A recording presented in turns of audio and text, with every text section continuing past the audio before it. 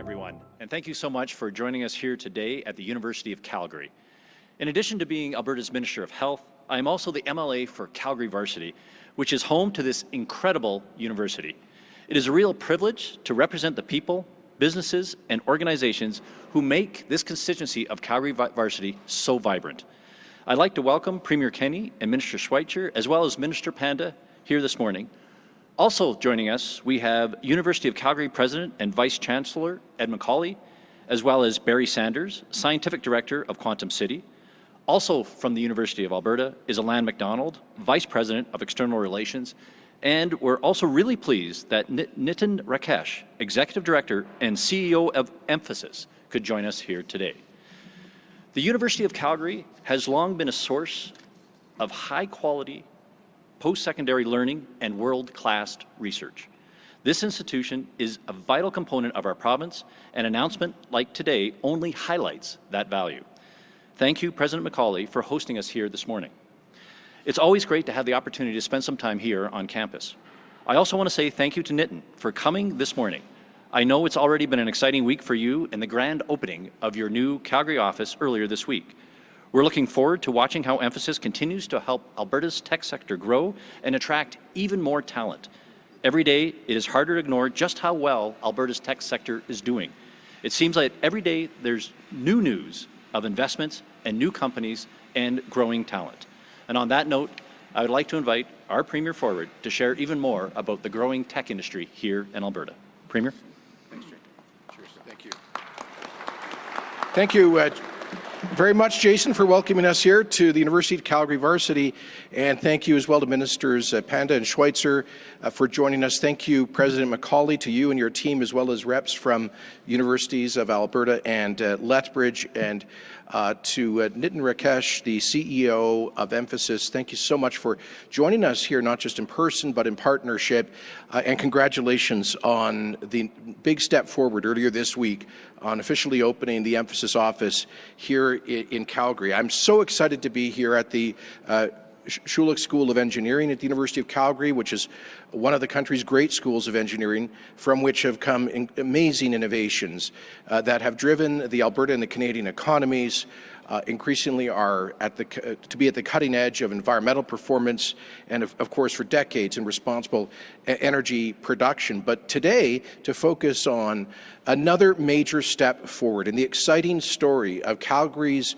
booming high-tech sector, so much of which, of course, comes out of innovation and research done at our universities, our world-class universities. And we now see greater momentum in Alberta's tech sector than ever before, one of the fastest growing tech sectors anywhere in North America, part of a broader exciting story of Alberta's economic recovery. Last year we saw 33% growth in Alberta manufacturing. Exports were up by 56% to the highest year ever. Of course, our film and television industry is booming with a tenfold increase of investment and activity in that sector. You can't find studio space in Calgary. Our aviation sector is booming with new airlines anchoring here in Alberta. The tourism industry, of course, is recovering, and so much more exciting news across our economy. That was reflected in the recent unemployment stats showing that unemployment in Alberta is at its lowest level in 7 years since early 2015, and this province has recovered fully from the COVID global recession. So one of the most exciting areas of growth, though, is in technology and innovation. Over the past number of years, we've witnessed incredible growth in the sector. The number of tech companies operating in Alberta has more than doubled over the past decade, and we're now home to more than 3,000 tech companies. We've smashed venture capital investment records 2 years in a row, and this year, 2022, is shaping up to be yet another record year for that venture capital, which is the jet fuel of startup businesses. And amongst these tech companies located in Alberta, we have everything from small entrepreneurial startups to huge global tech companies like Emphasis, who have decided that with Alberta's open for business policy environment, with our incredibly talented, highly educated population, the highest incidence of post-secondary education in the country, particularly in STEM disciplines, that Alberta is the place to be. And again, Nitin, I want to congratulate you for demonstrating that with the opening of your office and your commitment to a long-term presence here in Alberta. And congratulations on landing major U.S. clients to work with you in locating contract operations here in Calgary. But some time ago last year, we were approached by President McCauley on an exciting concept for this university to become a global leader in quantum sciences. And we've already had, of course, an important place both here and at our other Alberta universities through Quantum Alberta, a consortium of research. But President McCauley had a vision about how, with a provincial government investment, we could leverage both significant new private sector and potentially large federal government R&D grants to support turning U of C into a true global centre in quantum sciences. And so I am delighted today, after working on this for months, to announce that the Government of Alberta will provide the University of Calgary with $23 million in funding for Quantum City, the university's initiative to make Alberta a global centre for quantum technologies. The opportunities for growth in this area are exponential, especially as more and more industries are seeking out new tech solutions. According to a study commissioned by the National Research Council of Canada, the quantum science and tech sector is estimated to create over 200,000 jobs across Canada by 2045.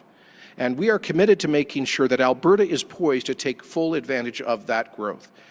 Unfortunately, in past years, Alberta has received less than its proportionate or per capita share of federal research and development grants, which has always puzzled me. It's something that President McCauley has highlighted with me.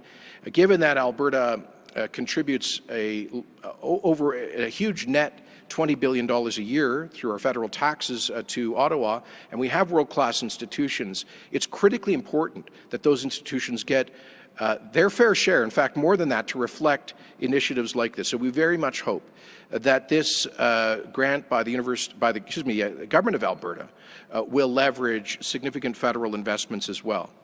And I want to also say how important the strategic partnership is with the U of A and the University of Lethbridge, as well as private sector partners like Emphasis, to build on Alberta's existing strengths in quantum science to create a hub that will accelerate the application and uptake of Alberta-grown quantum technologies. The use of these new technologies and applications will have a real impact across many sectors, from energy and mining, autonomous navigation, medical imaging and diagnostics, to cybersecurity and quantum computing, and I was just being briefed on that. Quantum City will position Alberta as a leader in this space, enhancing regional capacity and infrastructure to fast-track new made-in-Alberta tech solutions, to developing the skills and talent that we need for an economy of the future. And this is so critical. One of the reasons I was sold on this project is that when we meet with companies like Emphasis, the only thing holding them back potentially from a big footprint in this province is the issue of the availability of labor.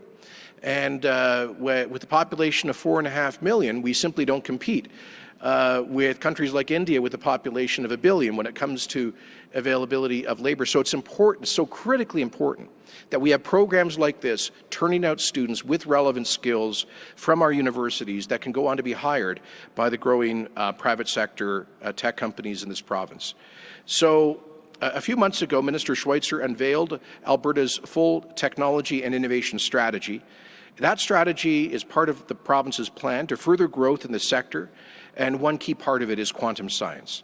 So today's announcement builds on several tech and innovation supports already rolled out as part of Alberta's recovery plan. Through actions like this, Alberta's economy is diversifying, and we're just getting started. In the months and years to come, I know that we'll start to see even more Alberta-based tech startups mature, And with this investment in Quantum City at the U of C, we're making sure that our innovators have the support they need to develop products and solutions that benefit people both here at home and around the world. So with that, I'll hand it over, I believe, to Minister Schweitzer to give us a little bit more detail.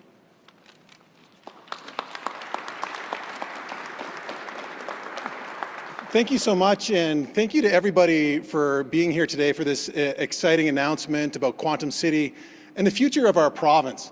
When you think back to where we were as a province in late 2014, early 2015, our backs were against the wall. Albertans could have quit. They could have said, you know what, it's too hard. But Albertans did not quit. Albertans said, you know what, we're going to have a bright future in this province. We're going to make sure that future generations have a future in this province.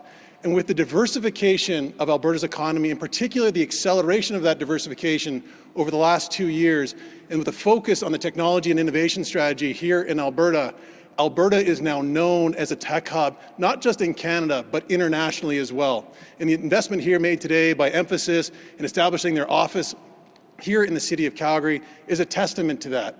Not only are we breaking our venture capital records, rewind the clock to 2017. The entire year, venture capital was $37 million for the entire year. You fast forward to right now, the first quarter of 2022, $466 million of venture capital in the province of Alberta. The city of Calgary, $433 million, on par with the large centre of Vancouver. Think about that. Think about the diversification that is happening right now in Alberta, the thousands and thousands of jobs that are being created in our province. It's a different Alberta in many respects than what we went into the pandemic with. But I want to say a huge thank you to the tech and innovation space, our post-secondary institutions for their engagement over the last few years to give us the best possible advice for how we can grow our economy forward, making sure that future generations know that they have a home here in Alberta, that there's hope in Alberta, and that they have a future in our province. And look at the migration numbers. Middle of last year, tens of thousands of people from across Canada decided to make Alberta their home. We haven't seen that type of momentum for about 7 years in this province. And again, we are a magnet for talent here in Alberta. We want to make sure that we have those opportunities for people in diversified industries. We have an affordable way of life. Edmonton's the most affordable city in the country. Calgary's the second most affordable city in the country. High-paying jobs. There's no question in my mind that people are going to look back at the last 6 to 12 months as the turning point in Alberta's future, and they're going to see that this was the moment in time that we set the right course for the remainder of this decade.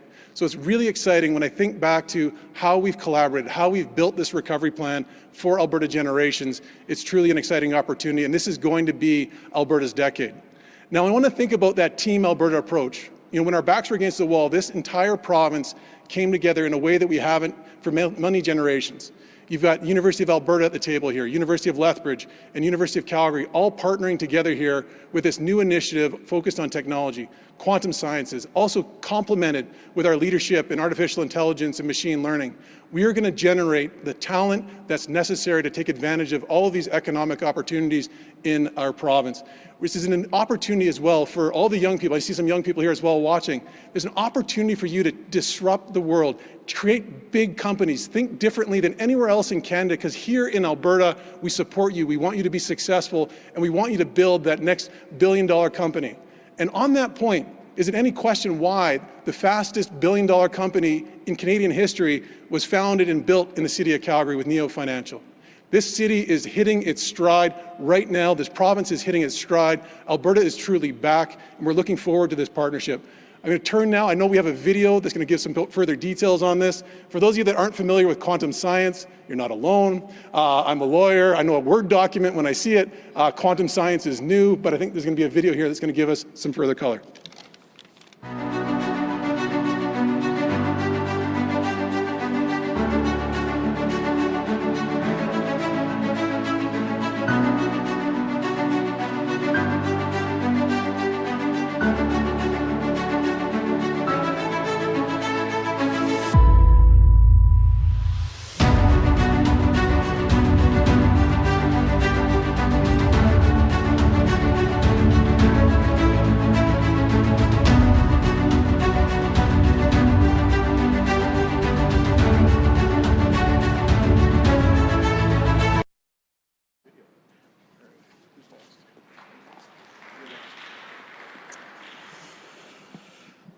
Thank you, Premier, Minister, for today's good news. As Minister Schweitzer said, I think a lot of people were betting against Alberta and betting against Calgary. But we always come through and will always prove the doomsayers wrong. Our entrepreneurial spirit will always win out as we continue to grow and diversify our economy, including becoming Canada's quantum hub. The University of Calgary is a place to start something. It reflects our entrepreneurial spirit as a university.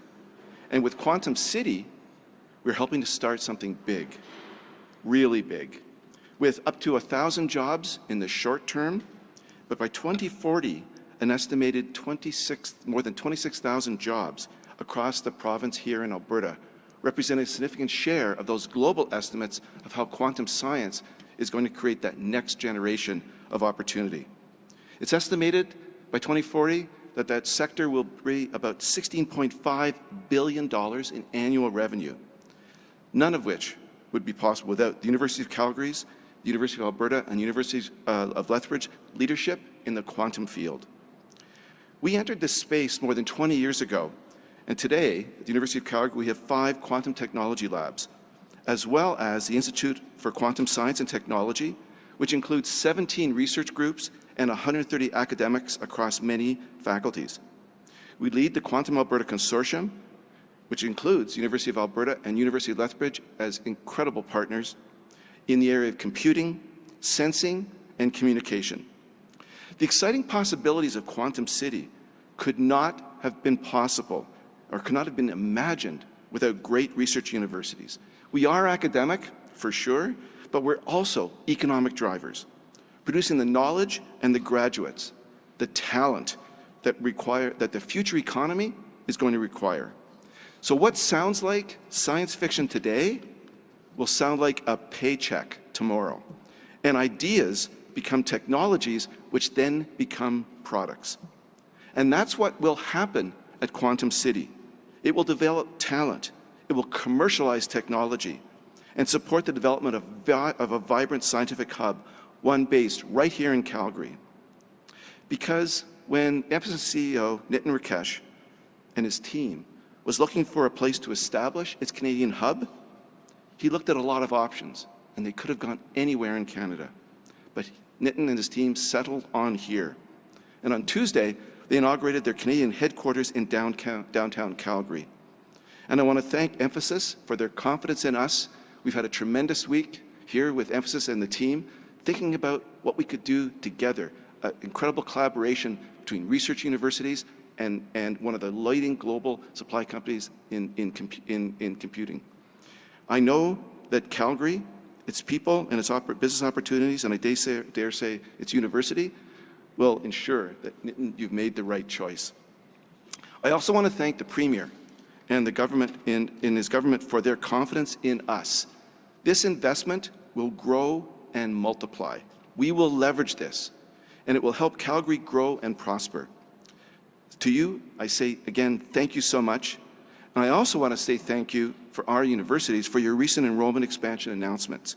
It will allow us to expand many areas that are in very, very high demand in the province to support that incredible and sustain that incredible economic growth, as well as improving the quality of life for Albertans.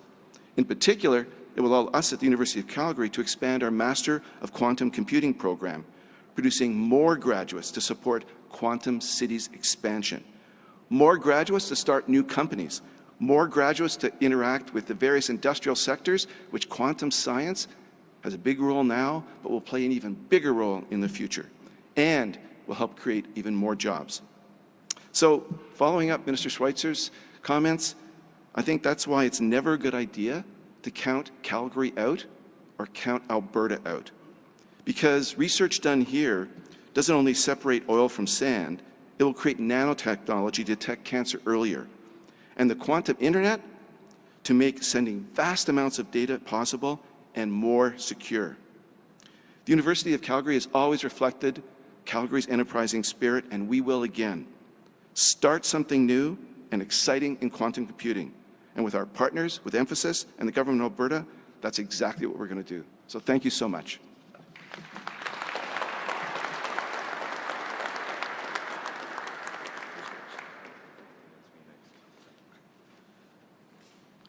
Good morning, everyone, and thank you for having us. Thank you, Premier and Ed, for the great comments. And the best thing about going last is you can really be very short because everything great has been said before. All I will say is on behalf of Emphasis and our team, we are delighted with this partnership. We envisioned this 2.5 years ago. We know there is a great opportunity to bet on the next frontier of technologies. Our expertise is in applying great research and taking it to our enterprise clients for actually making it production grade. So that's really the vision. We are very excited with the expansion of our business in Canada with our Canadian headquarters in Calgary. We have a marquee set of clients already, and we look to expand that. We are also very excited that many of our large U.S. clients, especially banks, have embraced the fact that we are expanding into Calgary, and we'll have a few hundred people here in the next few months. Right now, we are all in execution mode, and I think the inauguration was a step in that direction. And finally, I think we're also very excited that we are partnering with the province, the city, and the university in creating and furthering the tech pivot that the city was looking for. And I think with the expansion of the Quantum City initiative today, we are extremely proud, and I think I was telling Ed over dinner last night that this is the beginning of what I call the B2C connection, the Bangalore to Calgary connection. So with that, thank you again for having us. Thank you for the warm welcome that we've seen from every Calgarian and, of course, everybody in Alberta, including the Premier's office. And we are very excited. It's time to now execute, and I look forward to seeing you guys soon again. Thank you.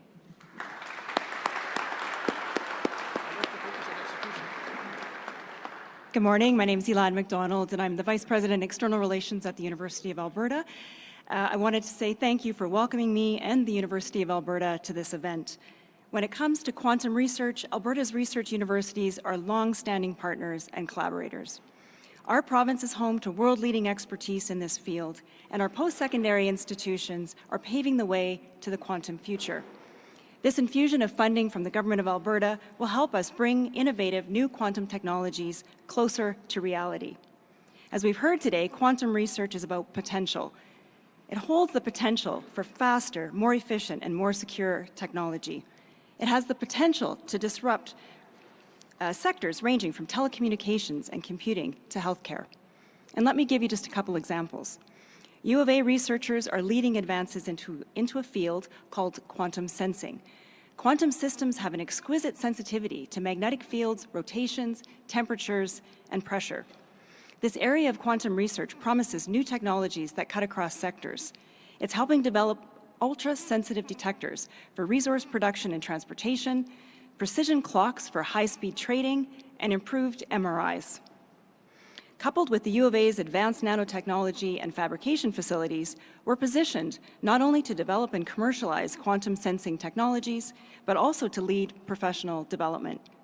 We will help create the next generation of quantum sensing businesses. Sensing reflects just one part of the potential that U of A quantum researchers are investigating. And I'm really pleased to be joined here today by Dr. Lindsay LeBlanc, whose research explores quantum communications, so sending information more securely over long distances through existing fiber optic networks and satellites, as well as quantum memory, a core element to scaling up the burgeoning quantum internet. It's clear that quantum technologies will disrupt many sectors as we know them today.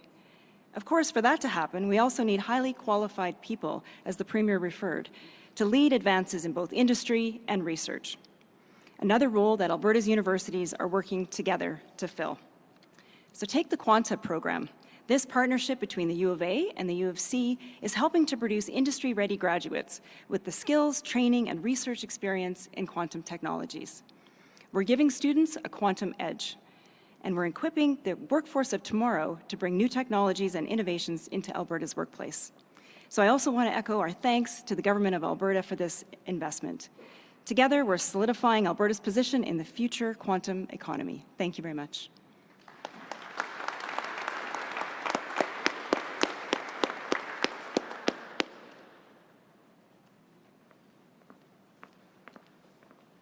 Hello, my name is Barry Sanders. I'm the Scientific Director of Quantum City, and I want to tell you that the most exciting year for me was 1900. I don't think we were around then, but quantum mechanics was born in November 1900, making it 121 years old today. In the 20th century, we had what we call the quantum revolution. The quantum revolution brought us transistors, lasers, magnetic resonance imaging, semiconductors, and other quantum materials, and transformed society. So even though quantum mechanics itself is puzzling, there's weird effects. We talk about entanglement, superpositions, a particle, something going two different ways at the same time. It's very difficult to express what quantum mechanics is about, but we know that it's revolutionary and it's transformative. But the 20th century is not the end of the quantum revolution, and we often refer to the 21st century as ushering in a new quantum revolution. It's often called the second quantum revolution. And as we've heard from other speakers, there's application areas that we talk about: quantum sensing, quantum communication, and quantum computing. Quantum sensing is about delivering sensors that surpass the kinds of limits that we associate with the onset of quantum mechanics. And the onset of quantum mechanics brings us some kind of noise that is very difficult to get rid of, but can matter. Quantum sensing allows us to surpass that.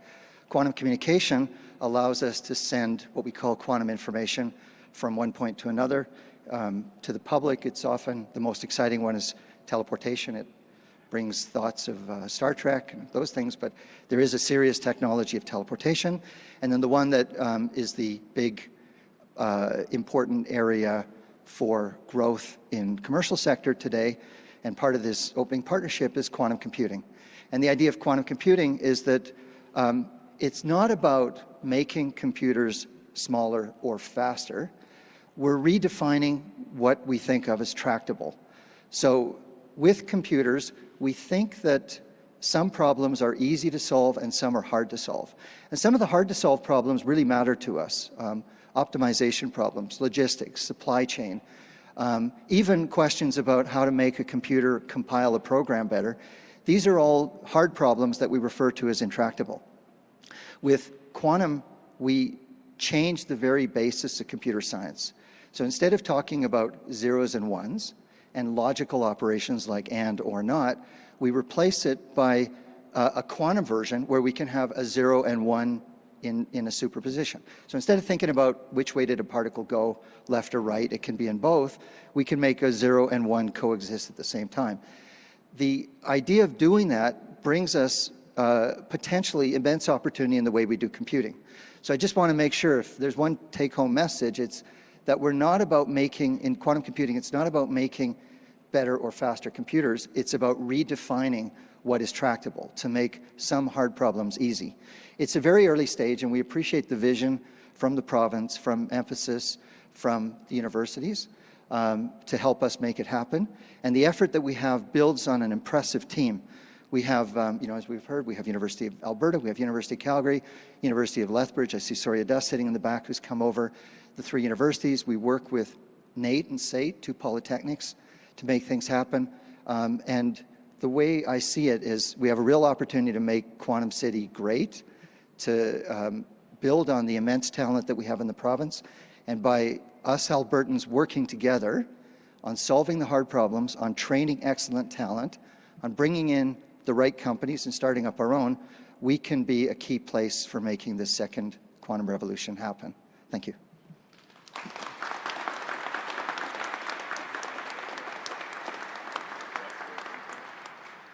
Thanks to all of our speakers. That concludes the formal speaking portion. We're going to go to the media Q&A. I see we have some journalists in person here. Please step up to the media mic there. If you have a question, identify your name, your outlet, and limit yourselves to one question and one follow-up. Go ahead. Okay, thank you. Austin Lee with CTV News Calgary. This question's for both the Premier and the Health Minister, if possible. Just wondering what the response is to the death of an elderly Calgary woman who was attacked by dogs, and the response from emergency services. Wondering what changes the province may be prepared to bring forth to ensure there are no further issues in dispatching and ambulance response. Well, first of all, I'd just like to express condolences to the loved ones of the deceased. A terrible, tragic situation.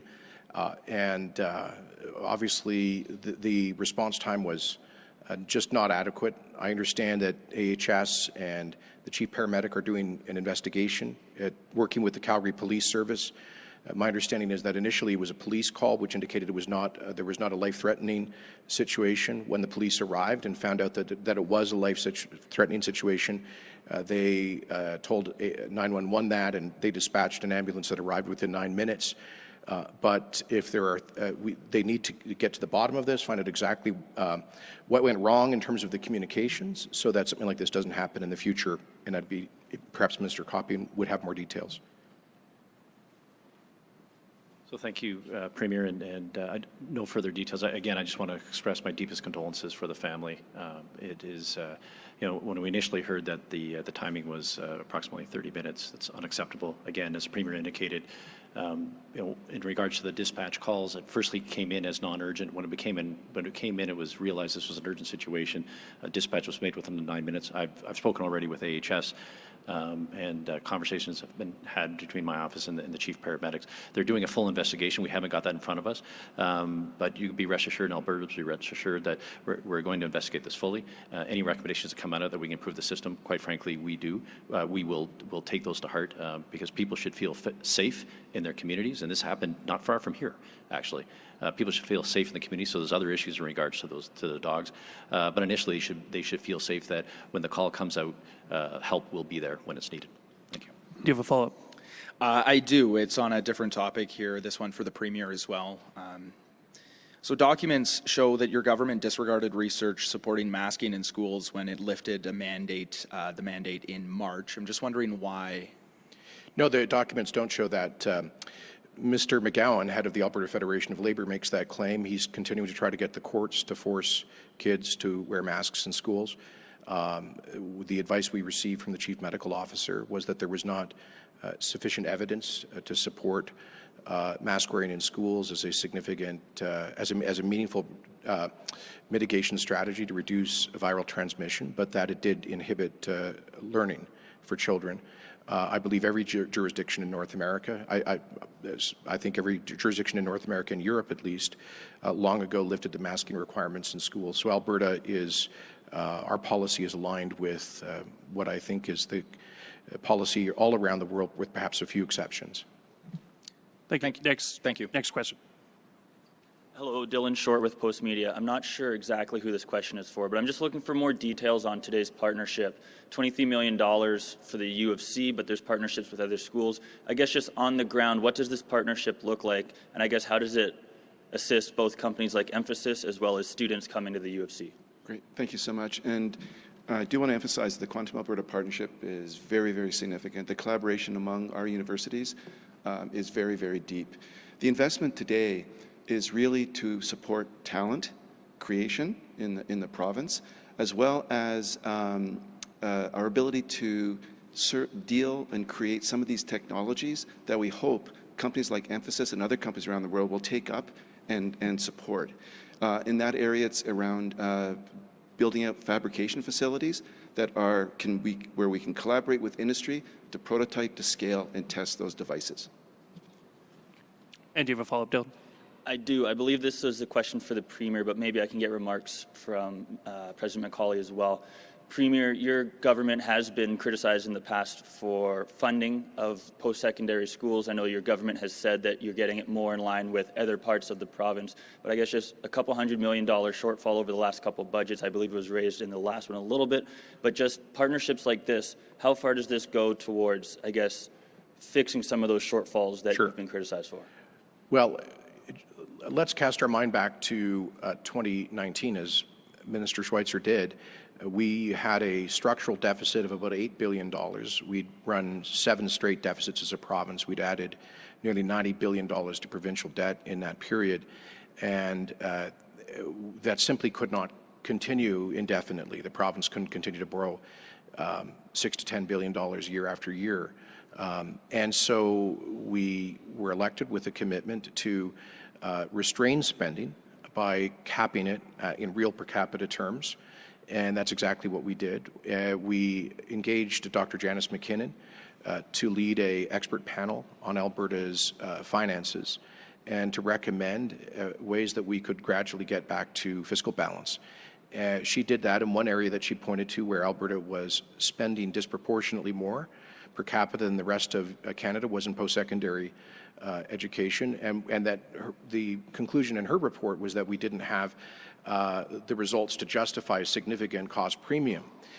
And so we challenged universities to find efficiencies, and I want to thank them, the boards and administrations, for having done that. We know it's never easy to do that, but people in the private sector, people in the nonprofit sector have to do that sort of thing all the time, to prioritize, to find efficiencies.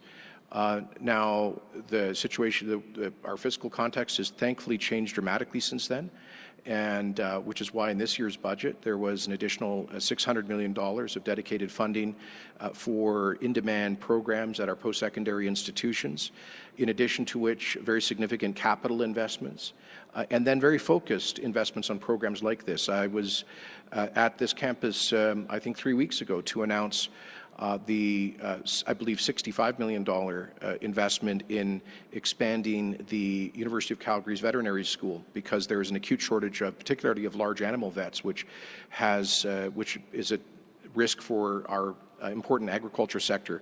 So, as President McCauley just mentioned, we put out a process to request proposals from universities and colleges and our polytechnics on in-demand programs where we could ensure increased enrollment, and there's been a significant increased investment. So Alberta is now closer to the national average in terms of per capita expenditures on post-secondary institutions. We now thankfully have a balanced budget. We would not have a balanced budget. By the way, I just want to underscore this. People say it's all about oil prices, but we made this year's budget based on the assumption of $70 WTI oil benchmark.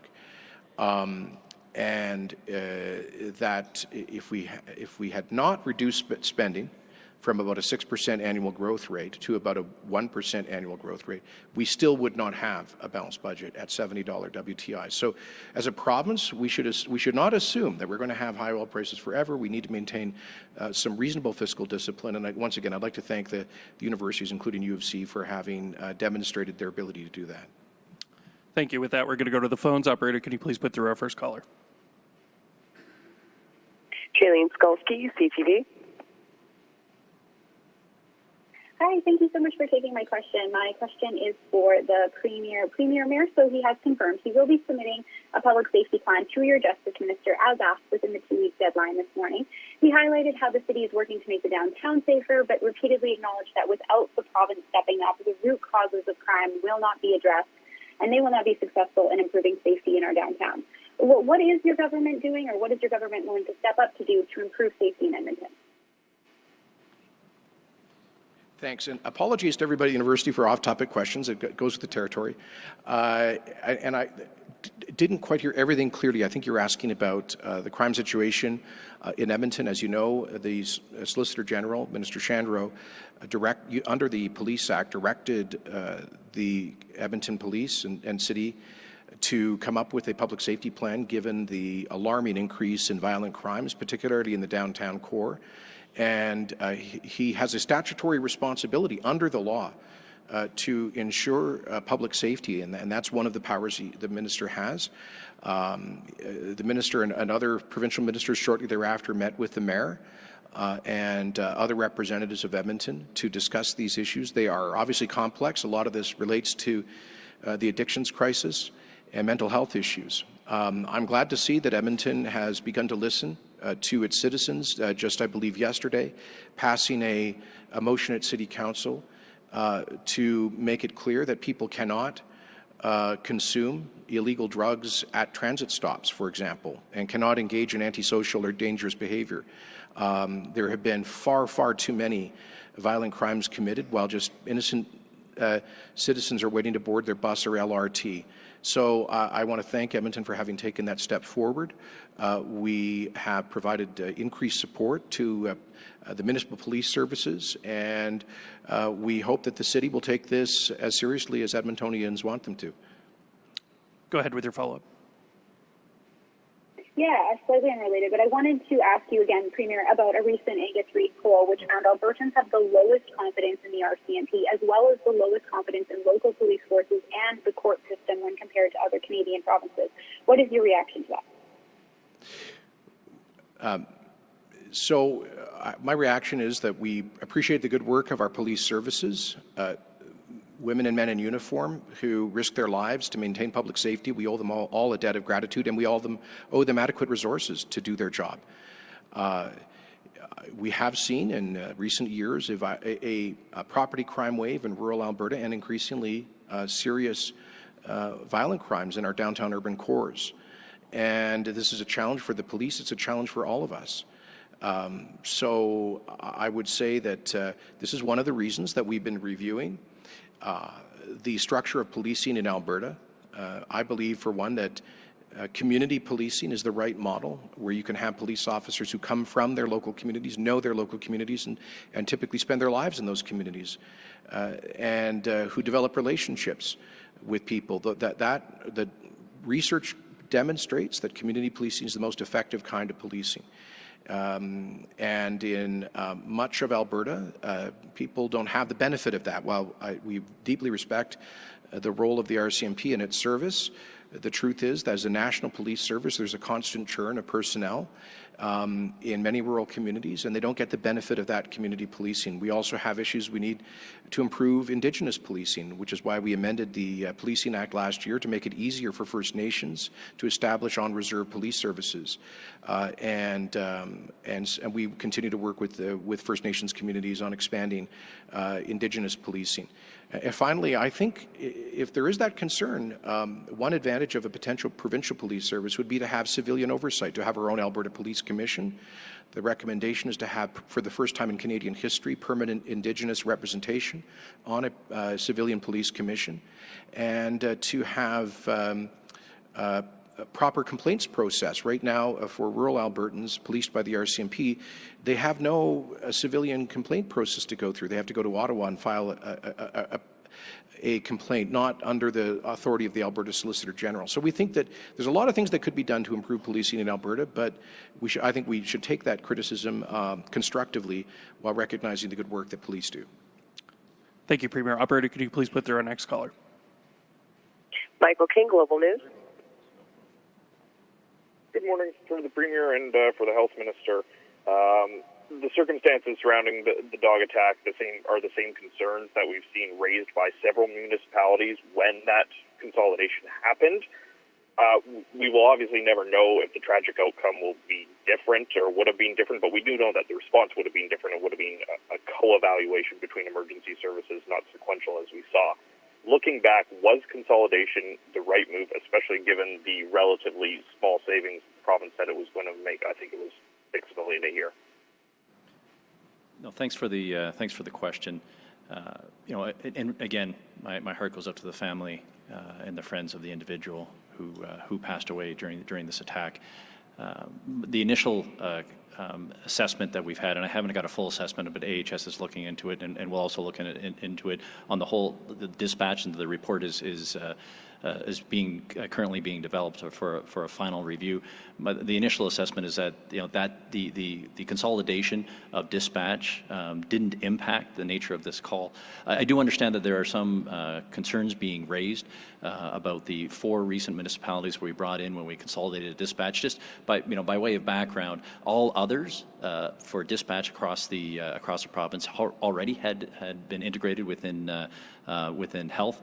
And so we just moved the last 4 municipalities. We did commit to the municipalities to do an independent review of that, and that review is ongoing. And then once we have that, we'll be able to make step forwards. And again, as I indicated in an earlier answer, that once I get the full report from AHS is doing a deep dive on what happened here in Calgary, we'll look to their recommendations and make changes as necessary.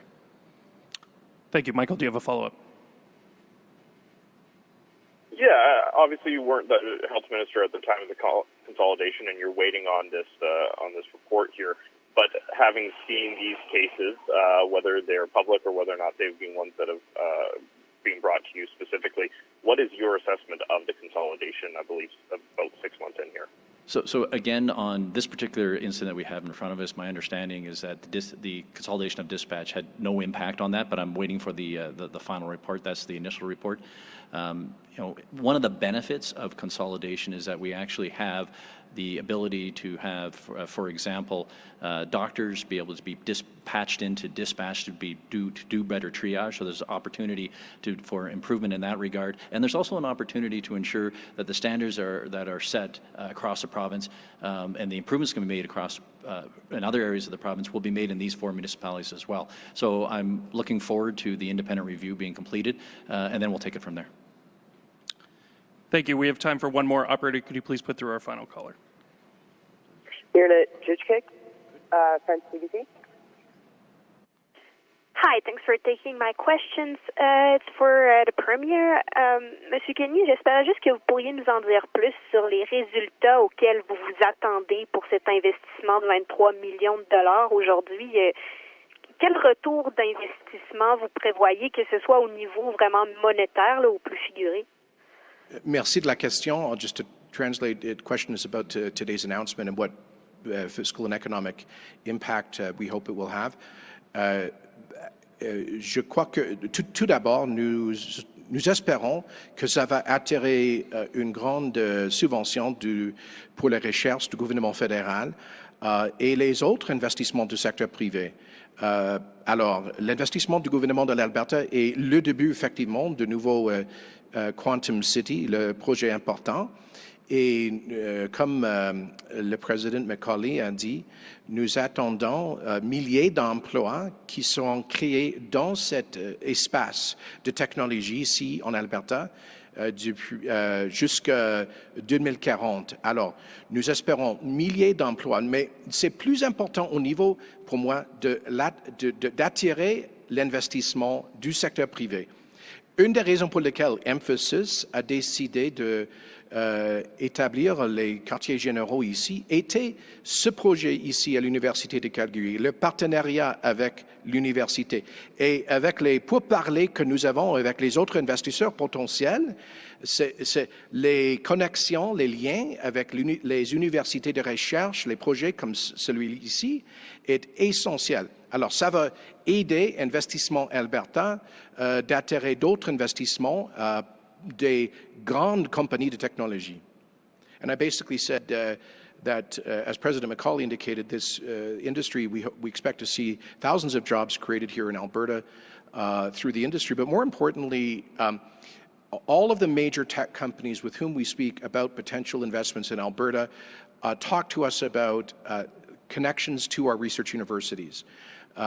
For the actual product, the actual research output, but also for the development of a skilled labor force. And so this project here, we hope will attract more federal and private sector investment. We don't have a quantum, we don't have a dollar figure on that, I should say. But it certainly will help our agency Invest Alberta to go out there and promote this project with other major tech companies. And Mirna, do you have a follow-up? I do. C'est sur un autre sujet maintenant, mais je veux revenir sur le rapport du comité joint pour les femmes autochtones disparues et assassinées de l'Alberta qui a été publié la semaine dernière. Ça fait déjà quelques mois que vous l'avez. Il y a plusieurs mesures, 113 mesures très, très concrètes. Par exemple, la création d'un refuge pour femmes autochtones à Edmonton ou l'inclusion d'Autochtones obligatoires dans les enquêtes sur les décès. L'Alberta, le gouvernement n'a pas donné aucun échéancier, aucun budget dédié à la mise en place de ces mesures. Alors, de un, allez-vous toutes les mettre en place? Et de deux, pourquoi on n'a toujours pas d'échéancier ni de budget? Merci. And just again to translate the questions about the province's response to our task force on missing and murdered Indigenous women and girls. J'aimerais remercier les membres du groupe de travail et le ministre Wilson de leur leadership à cet égard. Nous prenons au sérieux toutes les recommandations. C'est essentiel que toute notre société agisse contre cette violence qui a ciblé les femmes autochtones. Et oui, nous sommes en mesure de mettre en place les recommandations du rapport. Il y a eu les augmentations importantes dans les services sociaux, dans le budget provincial cette année. Et nous avons établi une très bonne relation avec les Premières Nations en Alberta. Par exemple, les fonds provinciaux pour faire la recherche des en ce qui concerne les cimetières liés aux écoles résidentielles. Alors, il y a beaucoup plus de travail à faire et je vais suggérer que pour tous les détails, que vous contactez le ministre Wilson. Thank you, everyone. That concludes our press conference. Thank you. We have two on-topic questions, one in French. So...